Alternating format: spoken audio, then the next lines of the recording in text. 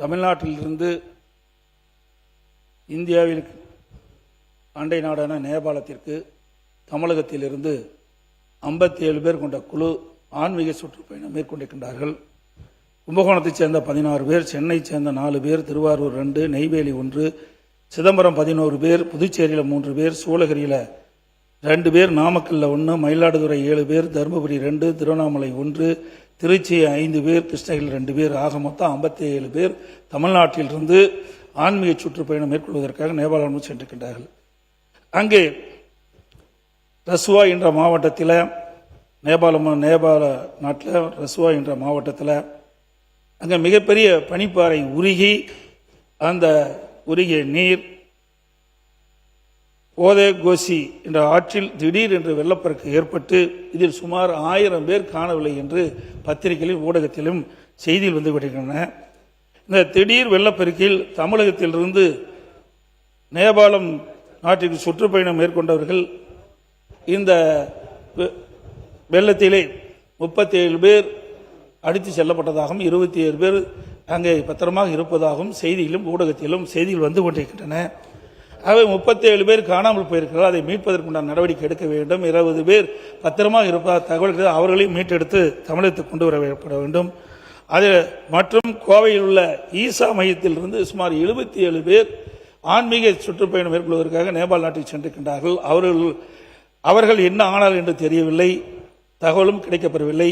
ஆகவே இது வெளியுறவுத்துறை அமைச்சரோடு தொடர்பு கொண்டு நம்முடைய தமிழ்நாட்டிற்கின்ற ஒரு அதிகாரி குழு டெல்லிக்கு அனுப்பப்பட்டு மத்திய அரசோடு தொடர்பு கொண்டு வெளியுறவுத்துறை அமைச்சரோடு தொடர்பு கொண்டு நேபாள் நாட்டிற்கு சென்று தமிழர்கள் 57 பேரையும் மீட்டு தமிழகத்துக்கு கொண்டு வந்து சேர்க்கப்பட வேண்டும் என்று அரசுடைய கவனத்திற்கு கொண்டு வந்ததோடு அந்த குடும்பத்தைச் சேர்ந்தவர்களெல்லாம் அந்த 57 பேர் ஆன்மீக சுற்றுப்பயணம் சென்ற அந்த குடும்பத்தைச் சேர்ந்தவர்கள் மிகுந்த பதற்றத்தோடு இருக்கிறார்கள். அவர் உறவினர்கள் பதற்றத்தோடு இருக்கின்றார்கள். ஆகவே அரசு வேகமாக துரிதமாக செயல்பட்டு ஆன்மீக சுற்றுப்பயணத்தில் மேற்கொண்டுள்ள அனைவரையும் பத்திரமாக மீட்டு தமிழகத்தில் கொண்டு வருவதற்கு இந்த அரசு முன் வர வேண்டும் என்று தங்கள் வாயிலாக அமைச்சருடைய கவனத்தில் கொண்டு வருகிறது. தமிழ்நாட்டிலிருந்து இந்தியாவில் அண்டை நாடான நேபாளத்திற்கு தமிழகத்திலிருந்து 57 பேர் கொண்ட குழு ஆன்மீக சுற்றுப்பயணம் மேற்கொண்டிருக்கின்றார்கள்.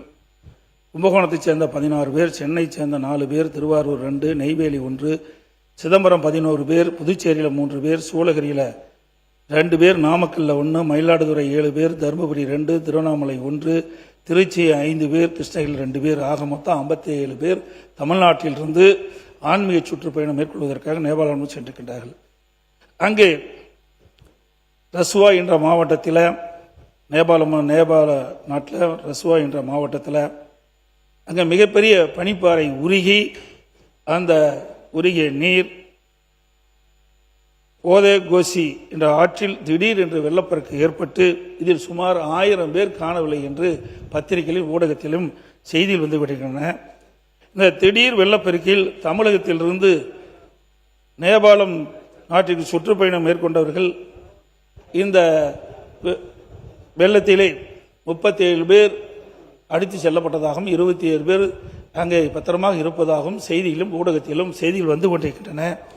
அவை 37 பேர் காணாமல் போயிருக்கிறார்கள். அதை மீட்பதற்குண்டான நடவடிக்கை எடுக்க வேண்டும். 20 பேர் பத்திரமாக இருப்பதாக தகவல்கள் அவர்களையும் மீட்டெடுத்து தமிழகத்துக்கு கொண்டு வரப்பட வேண்டும். அது மற்றும் கோவையில் உள்ள ஈசா மையத்திலிருந்து சுமார் 77 பேர் ஆன்மீக சுற்றுப்பயணம் மேற்கொள்வதற்காக நேபாள் நாட்டில் சென்றிருக்கின்றார்கள். அவர்கள் என்ன ஆனார்கள் என்று தெரியவில்லை, தகவலும் கிடைக்கப்பெறவில்லை.